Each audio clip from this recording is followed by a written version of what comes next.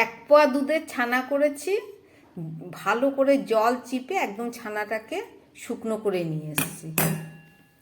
এই ছানার মধ্যে আমি এই যে কিছুটা পনির গ্রেট করে দিয়ে দেবো। নমস্কার বন্ধুরা, মিনুর রান্নাঘরে আপনাদের স্বাগত। চলে এলাম নতুন একটা রেসিপি নিয়ে। আজকের আমি তৈরি করব ছানা আর পনির দিয়ে পকোড়া, একটা নিরামিষ রেসিপি। পনিরটাকে খুব ভালো করে গ্রেটারের সাহায্যে গ্রেট করে নিলাম। এবারে নিরামিষ রেসিপি করে আপনাদের দেখাচ্ছি। এই ঝরঝরে পনিরটা, এটাকে আরেকটু মিহি করার জন্য আমি একটা মিক্সিং জার নিয়ে নিয়েছি। তার মধ্যে এই পনিরটা প্রথমে দিয়ে দিচ্ছি।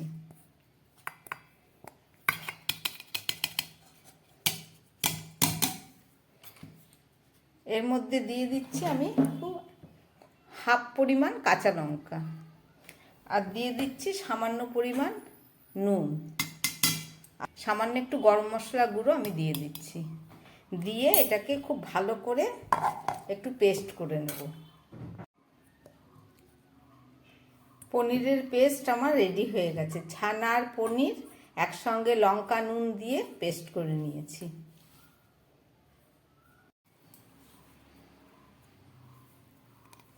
একদম শুকনো হয়ে আমার পনিরের পেস্ট পুরো রেডি হয়ে গেছে। দেখুন কত সুন্দর মিহি হয়ে গেছে।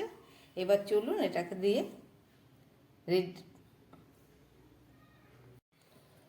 পনির আর ছানার এই পেস্টটাকে আমি খুব ভালো করে আরেকটু মেখে নেব।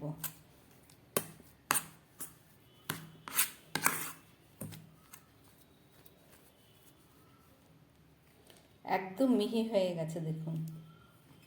চলুন এটা দিয়ে এবার পকোড়া তৈরি করব।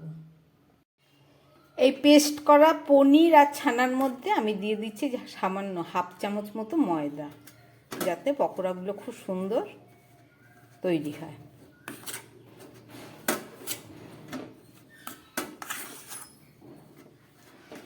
একদম শুকনো করে আমার ছানা, পনির আর ময়দা মাখা হয়ে গেল। এবারে এর মধ্যে দিয়ে দিচ্ছি আমি খুব সামান্য একটু মিষ্টি, চিনি দিয়ে দিলাম, যাতে পনিরের ভেতরের যে পকোড়াটা হবে সেটা খেতে বেশ একটু মিষ্টি মিষ্টি লাগে। খুবই সামান্য দিয়েছি, ছানার আর পনিরের স্বাদটা পাওয়া যাবে। লঙ্কাও খুব সামান্য দিয়েছি। এইভাবে অনেকক্ষণ মেখে নিয়ে তারপর আমি পকোড়াটা তৈরি করব। চলুন, পনিরের পকোড়া তৈরি করার জন্য কড়াই বসিয়ে দিয়েছি। কড়াইটা গরম হয়ে গেছে। এবার আমি দিয়ে দিচ্ছি রিফাইন্ড সয়াবিন অয়েল।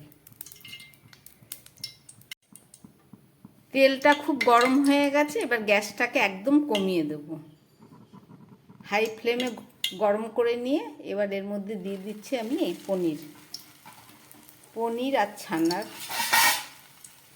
মিশ্রণটাকে ছোট ছোট করে বড়ার মতো করে আমি এগুলোকে ভেজে নেব। বড়া বা পকোড়া যাই বলবেন। আমরা পনির বাড়িতে খাই, অনেক সময় পনিরের ভিতর সমস্ত মশলা ভালো ঢোকে না, অনেকে পছন্দও করে না। ওই জন্যে একটু আলাদা স্বাদ করার জন্য আমি ছানা আর পনিরটাকে মিশিয়ে এইভাবে পকোড়া তৈরি করে নিচ্ছি। গ্যাসটা কিন্তু একদম লোয়ে রাখতে হবে, তা না হলে পুড়ে যাবে।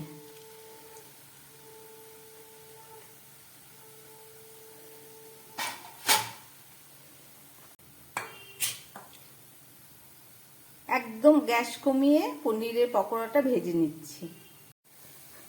প্রায় 1 মিনিটের মতো পকোড়াগুলো দেবার পরে এবার আমি একটা একটা করে উল্টে দেব। এক পিঠ খুব ভালো ভাজা হয়ে গেছে।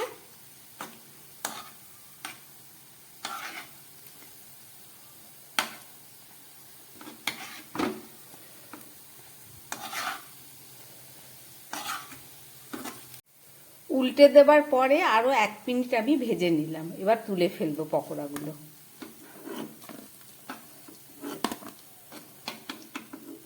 ছানা আর পনিরের পকোড়া আমার তৈরি হয়ে গেছে। চলুন এবার রান্নাটা করে আপনাদের দেখাবো।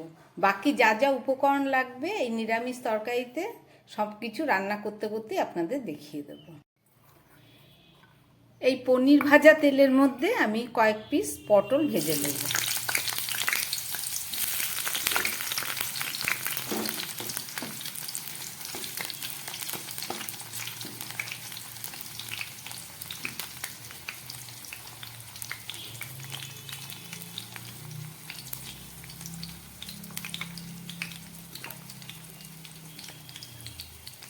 এবার গ্যাসটাকে আমি মিডিয়ামে করে দিচ্ছি, এতক্ষণ লোয়ে ছিল। এবার দিয়ে দিচ্ছি এর মধ্যে একটু নুন,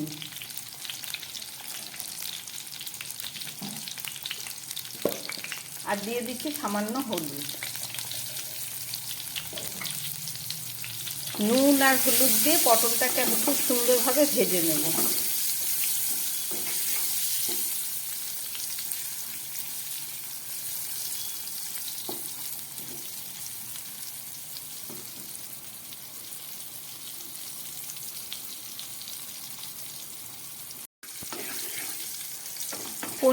পনিরের পকোড়া ভাজার তেলের মধ্যে আমি 1 মিনিট ধরে পটলগুলোকে ভেজে নিলাম নুন হলুদ দিয়ে। পটল ভাজাটা আমার হয়ে গেছে, এবার তুলে ফেলবো।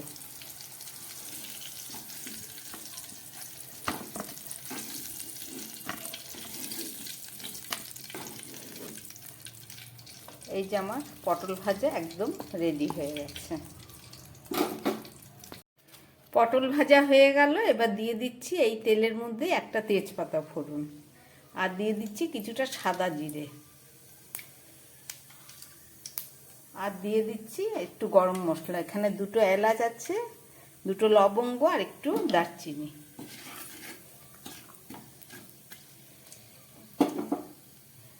আর দিয়ে দিচ্ছি এই হাফ কাঁচা লঙ্কা, আগে হাফ দিয়েছিলাম ওই পেস্টের মধ্যে। আর দিয়ে দিচ্ছি হাফ চামচ গ্রেট করা আদা।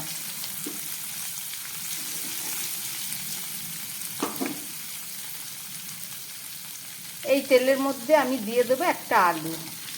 আমি একটা আলু সিদ্ধ করে রেখেছিলাম,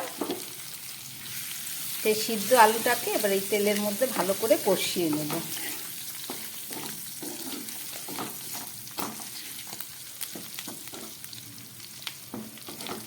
গ্যাসটা একটু মিডিয়ামে করে দিচ্ছি।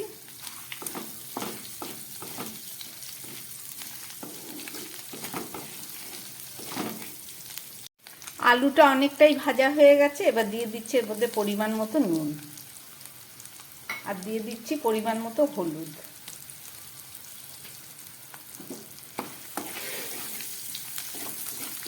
নিরামিষ তরকারি, বেশি মশলা চলবে না।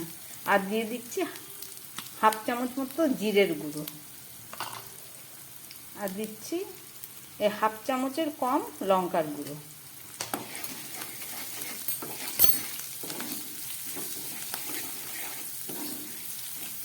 এই আলুর মধ্যে আমি এই ভাজা পটলগুলো দিয়ে দিচ্ছি, দিয়ে এবার এটাকে খুব ভালো করে একটু কষিয়ে নেব।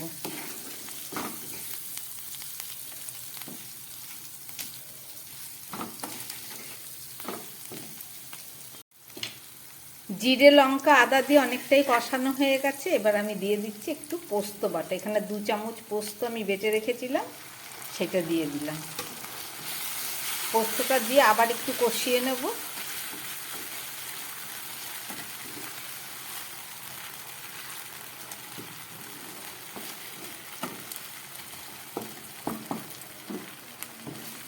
যতক্ষণ না তেল বেরোচ্ছে কষানোর থেকে, ততক্ষণ আমি এতে জল দেব না।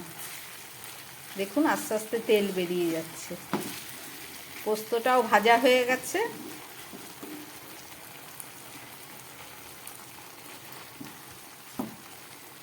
পটলটা ভাজার সময় অনেকটা সিদ্ধ হয়ে গেছে, আলুটা তো সিদ্ধই ছিল। এবার আমি দিয়ে দিচ্ছি এর মধ্যে এই মিক্সিতে পনির আর ছানা পেস্ট করেছি, সেইটার ধুয়ে কিছুটা জল আমি এর মধ্যে দিয়ে দিচ্ছি।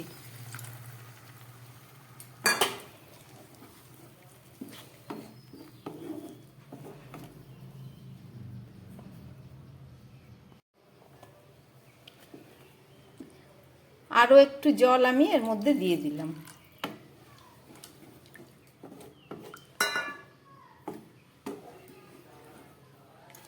আলু, পটল, পোস্ত, আদা, জিরে, লঙ্কা সব কিছু দিয়ে কষিয়ে আমি জল দিয়ে দিলাম। এইবারে আমি তরকারিটা ফোটার আগে দিয়ে দেবো একটু হাফ ভাঙা গোলমরিচ। কষাবার সময় দিলে গোলমরিচের গন্ধটা পাওয়া যাবে না, খুবই কম দিলাম।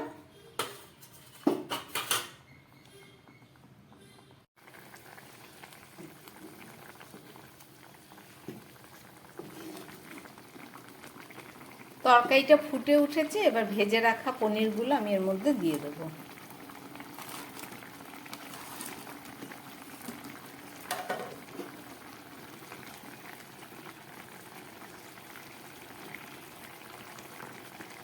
ছানা আর পনিরের পকোড়া দিয়ে রান্না করছি আলু পটলের একটা নিরামিষ পোস্ত তরকারি। রেসিপিটা আপনারা দেখছেন। এবার ফুটে উঠেছে, এবার আমি গ্যাসটাকে আবার কমিয়ে দিয়ে এটাকে 2-3 মিনিটের মতো রান্না করব। চলুন ঢাকা দিয়ে দিই, ফেরত এসে আবার দেখাচ্ছি। প্রায় 3-4 মিনিট পরে ফেরত আসলাম। মাঝখানে আমি একবার নেড়ে দিয়েছিলাম, দেখুন একদম লো আছে, কত সুন্দর রান্নাটা আমার রেডি হয়ে গেছে।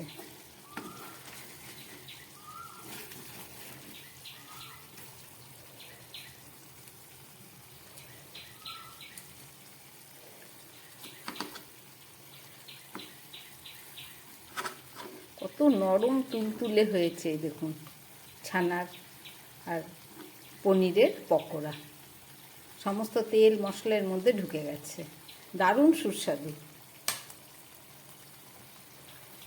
আমি একটু চেখে দেখি নুন ঝালটা কেমন হয়েছে।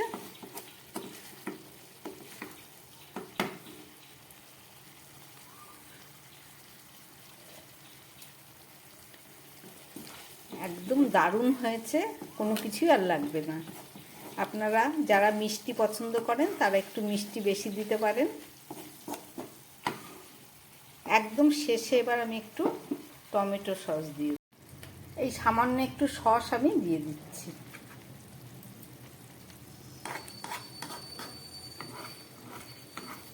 এখানে বলে রাখি, যদি ছানা কাছে না থাকে বা ছানা বানানোর সমস্যা মনে হয়, তাহলে শুধু পনিরটাকে এইভাবে গ্রেট করে একটু মিক্সিতে পেস্ট করে এইভাবে পকোড়া করে রান্না করে একবার খেয়ে দেখবেন রেসিপিটা, আশা করি খুব ভালো লাগবে।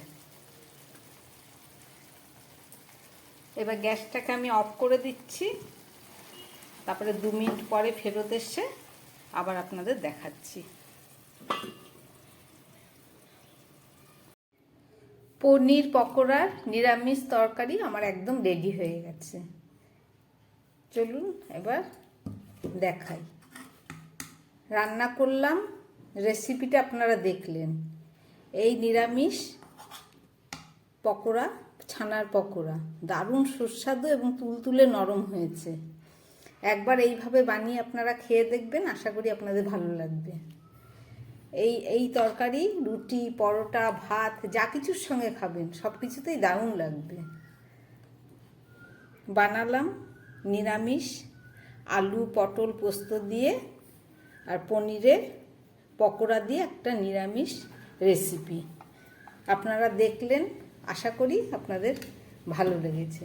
যদি ভালো লাগে আমার বানানো এই রেসিপি, তাহলে আমার চ্যানেলটাকে লাইক করবেন, শেয়ার করবেন এবং সাবস্ক্রাইব করবেন, যাতে আমি আগামী দিন আবার নতুন কোনো ভিডিও নিয়ে আসতে পারি।